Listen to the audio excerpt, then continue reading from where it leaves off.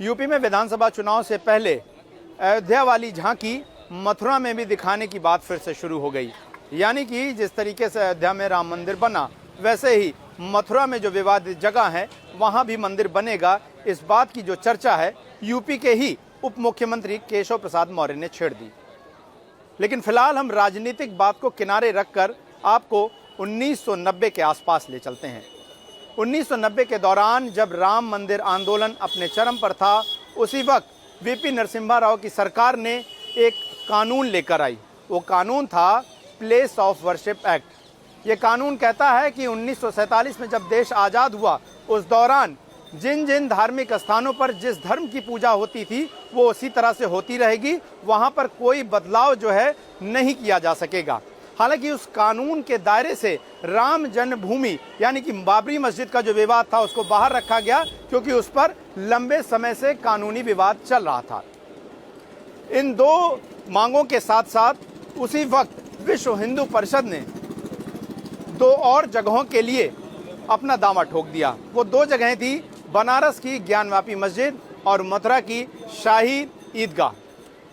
वही मथुरा का शाही ईदगाह इस वक्त राजनीतिक चर्चा के केंद्र में है। कहा जाता है कि मथुरा में जहां भगवान श्री कृष्ण ने जन्म लिया था, उस जगह पर कई बार मंदिर बनाया गया और कई बार विदेशी आक्रांताओं ने उस मंदिर को तोड़कर वहां पर मस्जिद बना दिया। देश की आज़ादी के बाद भी उस जगह पर मस्जिद जो है वो मौजूद है, लेकिन बाद में 1968 में हुए एक समझौते के बाद वहां पर श्री कृष्ण जन्मभूमि बनाने के लिए जगह दी गई और उसके बाद ये विवाद जो है थोड़ा सा शांत हो गया।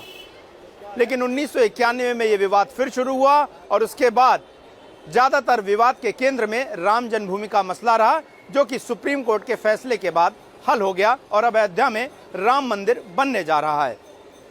लेकिन पिछले कुछ समय में मथुरा का विवाद दोबारा से शुरू हुआ, जब यहाँ पर एक याचिका डाली गई और उसमें कहा गया कि जो मस्जिद बनी है उसको तोड़ देना चाहिए और वहाँ पर श्री कृष्ण जन्मभूमि का स्थान बनाना चाहिए, क्योंकि जहाँ पर मस्जिद बनी है वहाँ पर ही भगवान श्री कृष्ण ने जन्म लिया था, वहीं पर कंस का कारागार था। लेकिन इन सब के बीच में यूपी चुनाव के पहले दो और घटनाएं हुई। पहला, यूपी के उप मुख्यमंत्री केशव प्रसाद मौर्य ने एक ट्वीट किया और उन्होंने कहा कि अयोध्या तो झांकी है, मथुरा काशी बाकी है। उसी दौरान मथुरा के कुछ स्थानीय हिंदू संगठनों ने यह दावा कर दिया कि वो 6 दिसंबर को, यानी कि जिस दिन बाबरी मस्जिद गिराई गई थी, उस दिन वो शाही ईदगाह मस्जिद में जाकर जलाभिषेक कर देंगे।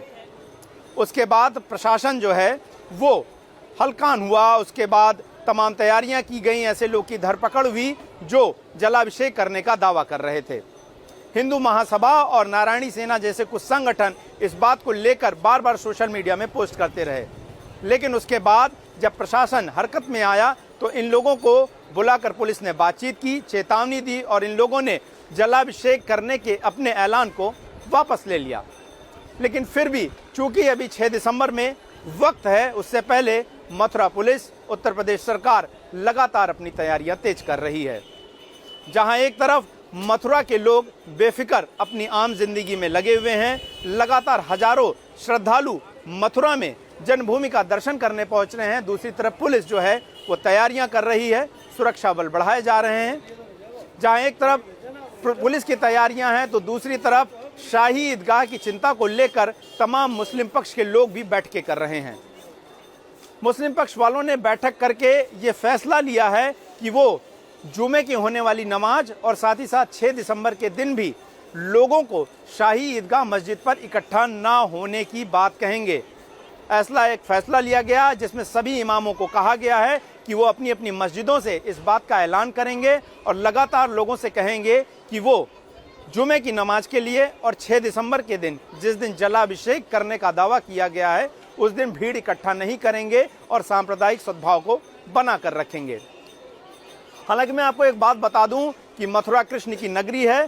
देश और विदेश दोनों ही जगह से यहाँ पर श्रद्धालु कृष्ण भक्त लगातार आते रहते हैं। अनुमान के मुताबिक यहाँ की 70 से 75% जो अर्थव्यवस्था है वो मंदिर दर्शन करने वाले श्रद्धालुओं की वजह से चलती है। प्रत्यक्ष और अप्रत्यक्ष तौर पर हिंदू ही नहीं, मुसलमान भी मंदिर में आने वाले श्रद्धालुओं की वजह से कारोबार करते हैं, काम करते हैं। ऐसे में चाहे हिंदू हो चाहे मुसलमान हो, वो सभी यही चाहते हैं कि चुनाव से पहले इस तरह की बातों को तूल न दिया जाए जो कि मथुरा के कारोबार को, मथुरा के माहौल को बिगाड़े।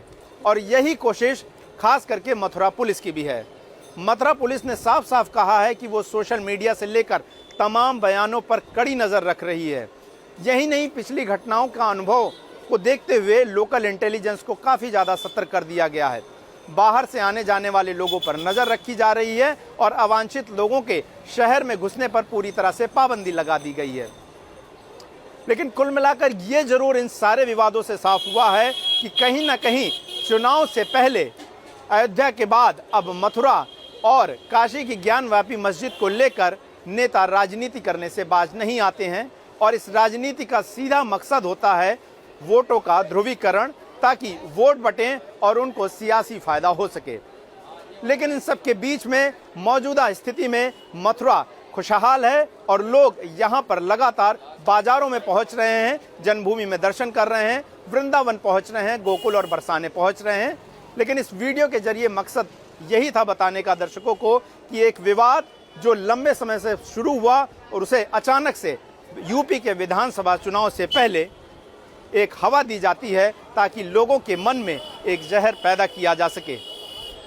लेकिन ये देखना होगा कि नेताओं के इन सियासी तरीकों का कितना असर यूपी के मतदाताओं पर होता है।